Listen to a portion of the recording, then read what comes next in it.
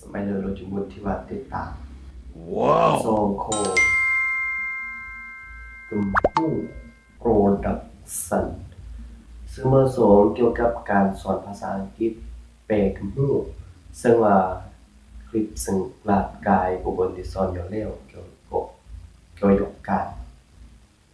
เบิ่งมาแล้วไอ้ผู้ยอดตะคิดกี้ก็จะสอนกบาดถามสมมุติคำถามยอดฮิตที่ว่าปุ๊บตลอดเวลาอยู่สัมผัสมนต์สัมผัสเวียกนะว่านาเราจะมาคำถามที่ว่าปุ๊บตลอดก็คืออันเดเล่าประวัติของดีเราจะมาประวัติของดีปัญหาที่2คำถามที่2ของเพื่อนเดนี่อันประสบการณ์ด้านการเต้นเวียกบ่ซึ่งภาษาอังกฤษเป็นชื่อเราเดี๋ยวมื้อดะมือสกีดาลงคนชื่อว่าติดตามคลิปที่ไกด์ฝึกประโยคที่อันเปื้อนแล้วเวลาอยากสัมภาษณ์อาจจะปึกแน่นอนสำหรับคำถามดีของเพื่อนTell me about yourself ว้าวเพื่อนอันเดนี่เราเกี่ยวกับประวัติโรตีหรือว่าแนะนำโรตีนี่นะ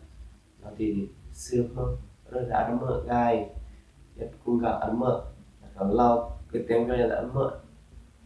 cáiนี้ก็เหมือนแต่เขาอ้างมากๆเนี่ยอันเดียวเราตำบอกที่นี่ก็เหมือนคำตอบหรือว่าคำถามมันจะมาเดียวเรา Tell me about yourself อันที่แนะนำอันที่เรานี่นะแล้วคำถามที่2หรือว่าคำถามที่กบาลเราคำพูดอยู่แล้วบ่เหมือนมันจะมาเดียวเราซะ Do you have any working experience ก็เหมือนเดนี่ประสบการณ์ด้านการแต่งเวียกบ่บางคนชื่อว่าเคยแต่งเวียกกายแล้วบ่ก็เหมือนคำถามก็นี่ก็บาดคำถามหลักที่จริงแล้ว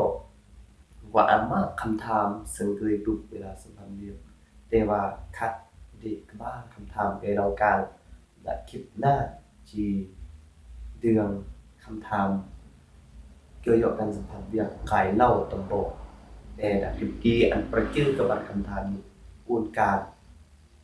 เดี๋ยวรอเมื่อคำถามก็มันคำถามเปิดรอคำถามเริ่มเดี๋ยวถึงนี้จึงเดินไกลเราวางไว้จะมาบทเรียนอันสำหรับคนที่ว่าอันใดเคยปึ๊บสำหรับคนที่ว่าเคยปึ๊บเคยนึงแล้วก็อำยามือถ้าศึกษาถ้าประจื้อบ่เบื่อสำหรับมื้ออันดาเบือนหรือว่าอันดาปึ๊บอันดานึงก็สมัครชื่ออุ่นมื้อหน้าเวลาอยู่สมัครเวียกหรือว่าสัมภาษณ์เวียกอาจจะบุกคำถามดีแน่นอนถ้าหัวหน้าสัมภาษณ์ถ้าว่าการเตรียมตัวยอมประมาณโอ้ตอบเดี๋ยวมื้อดามื้อหน้าจะไกมอบคำตอบเกี่ยวกับตอบคำถามกับว่าคำถามก็เหมือน Tell me about yourself กับคำถาม Do you have any working experience พวกมันคิดหน้าจะไกลเพราะเกี่ยวกับการตอบกับบางคำถามนี้เราตอบแบบกระเมอะตามที่ทึกใจคนหน้าตอบแบบกระเมอะเพื่ออันประทับใจตอบแบบกระเมอะนายจ้างไปจะเลือกเดกุเตลเวียดะคลิปหน้าดะโลกติดตามสิไกลออกคำตอบอันดีสำหรับคลิปนี้แครอทนะก็สึกเกิดแล้วแต่มีสำหรับเมื่อที่ว่าแยงหรือว่าติดตาม